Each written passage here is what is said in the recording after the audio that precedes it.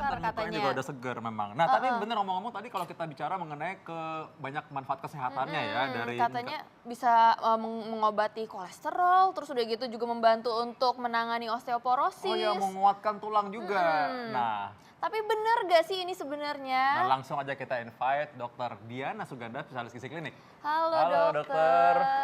Dok, ini kita lagi asik ngomongin soal bandeng. Nah, ini banyak masyarakat yang bertanya mengenai ini. Coba Dokter Sila tadi udah nanya mengenai tadi apa lagi? Iya, tadi tuh katanya nih ya dok ya, ini ikan bandeng ini mencegah terjadinya penyakit koroner, jantung koroner pada tubuh. Ini fakta atau mitos nih dok?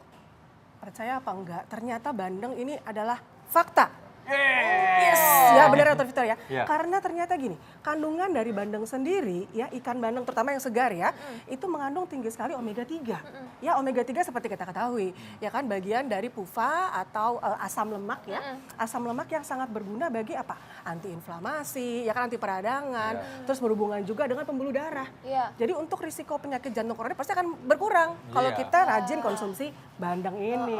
Berarti ini masyarakat penasaran nih dok, ini berarti katanya bisa menurunkan kadar kolesterol juga nih dalam tubuh. Itu fakta atau Wah, mitos? ini sejalan nih, sejalan. Sejalan, ya, iya. sejalan. Jadi ini juga sebenarnya adalah fakta.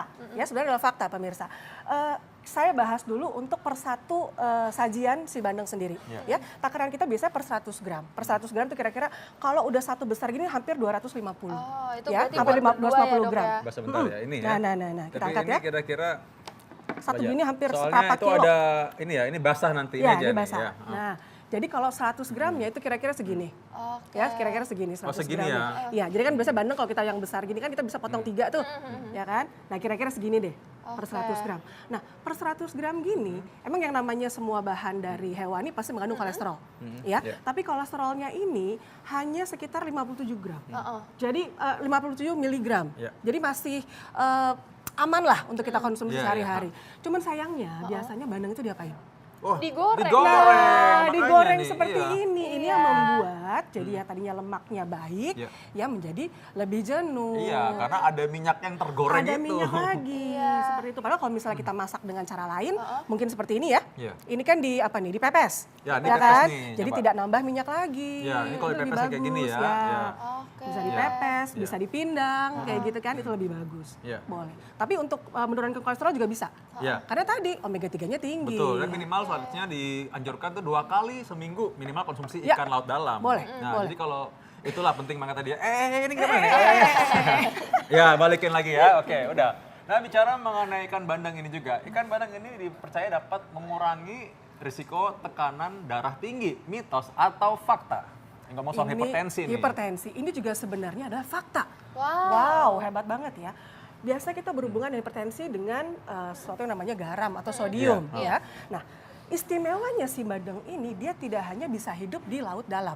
Dia bisa melipir-lipir pada saat dia mau bertelur, dia ke pinggir tuh. Makanya kadang dia bisa di air payau. Sehingga pada saat kita makan pun tidak terlalu asin seperti ikan laut dalam. Sehingga memang kadar untuk natriumnya memang lebih rendah. Jadi tidak terlalu, kan kadang kalau ikan laut dalam kan kita tanpa bumbu pun rasanya asin sekali. Iya. Karena kandungan natriumnya Iya. tinggi.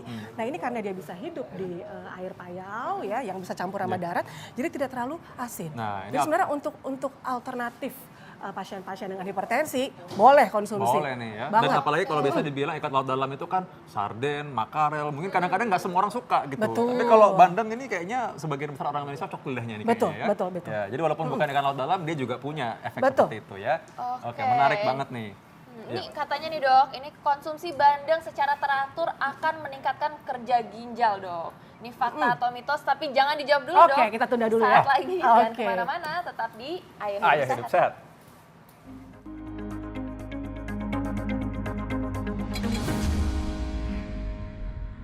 Dok, ini belum dijawab loh tadi ini. Mitos atau fakta kalau mengkonsumsi bandeng secara teratur ini akan meningkatkan kerja ginjal. Oke, Fakta atau itu mitos? sebenarnya adalah mitos, ya. Yang kita anggap meningkatkan kerja ginjal, sebenarnya memperberat kan kerja ginjal kan. Sebenarnya tadi saya mau cerita, kalau 100 gram, ya, saya angkat lagi deh ya, Iya. per 100 gram si ikan bandeng ini, kira-kira segini, itu proteinnya dapat 20 gram protein. Tinggi loh, cukup Iya, tinggi. iya. Itu hampir mencukupi 1/3 kebutuhan protein kita. Kalau wanita kira-kira butuh 60 gram protein, cukup tinggi. Kalau kita tidak ada masalah dengan ginjal, masih aman. Tapi memang kalau misalnya pasien-pasien dengan ada masalah di fungsi ginjal, kita akan kurangi untuk konsumsinya. Tapi kita makan begini, orang aman gitu ya, nggak ada masalah ginjal, aman kok, tidak memperberat.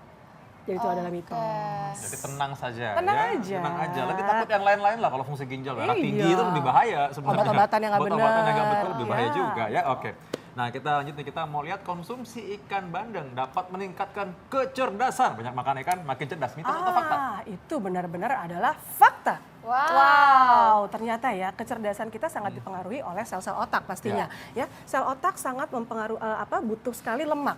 Nah, tadi seperti saya cerita, lemak di dalam bandeng ini banyak lemak yang tidak jenuhnya. Lemak baik, omega 3, ada vitamin A-nya juga. Jadi bagus banget untuk perkembangan sel-sel di otak. Jadi memang kalau dari kecil makan banyak bandeng ya biar lebih pinter. Betul. Betul, boleh. Kita banyak-banyak makan Wah, bandeng. dokter Diana sama dokter Mantap. Sila kayaknya banyak makan bandeng nih waktu kecil. Nah berikutnya nih, apa lagi dokter Sila? Mitos atau fakta nih dok, katanya konsumsi ikan bandeng ini menyehatkan tulang dan juga gigi dok, fakta atau mitos? Tulang dan gigi itu adalah fakta juga. Wah. Nah, salah satu keistimewaan dari bandeng juga tinggi sekali akan kalsium, ya, fosfor juga tinggi. Pokoknya mineralnya dia tinggi. Mineral itu kan sebenarnya trace element. Jadi dibutuhkan tubuh dalam jumlah yang sebenarnya sangat kecil, ya. Tapi dengan kita konsumsi, nah tubuh bisa berfungsi dengan baik. Salah satunya sih tadi kalsium tinggi, kemudian apalagi kalau kita bisa makan tulangnya atau durinya. Itu dia. Tapi yang itu benar. nggak Nah, masalahnya, biasanya. ya kalau kita masak seperti ini aja, itu pasti susah ya. Karena memang jenis tulang dari bandeng ini adalah berupa duri yang kecil-kecil. menancap kecil-kecil ke dagingnya, sehingga susah untuk diambil. Beda sama jenis ikan yang lain. Nah, caranya berarti kita harus presto tadi, sehingga tulangnya lebih hancur kan, durinya, dan durinya bisa kita makan. Sehingga kalsiumnya bisa kita asup. Oke, ini masyarakat penasaran nih dok, ini katanya nutrisinya terjaga gak nih dok kalau misalnya di presto?